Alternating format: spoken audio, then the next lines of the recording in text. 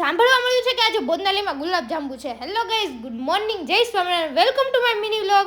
અને પછી તો જો બધા ફટાફટ જ બોરનાલીમાં જમવા માટે નીકળી ગયા, કારણ કે ગુલાબજાંબુ છે. અને ત્યાં પહોંચ્યા ત્યાં મારી જોડે પ્રેન્ક થઈ. કે આજે તો હતો મોહનથાળ, તો પછી જમી લીધું અને પછી નીકળી ગયા એક પ્રમોશનની રીલ શૂટ કરવા માટે. એ શૂટ કરતા કરતા જો આપણે નખરા સૂજી ગયા, નખરા કરી લીધા.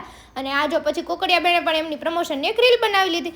અને આજે લાસ્ટ ડે હતો હોસ્ટેલમાં, એટલે મારે આજે કોલેજમાં બુક સબમિશન કરાવવા જવાનું હતું, એ કરી લીધી. અને આવીને થોડો નાસ્તો પણ કરી લીધો.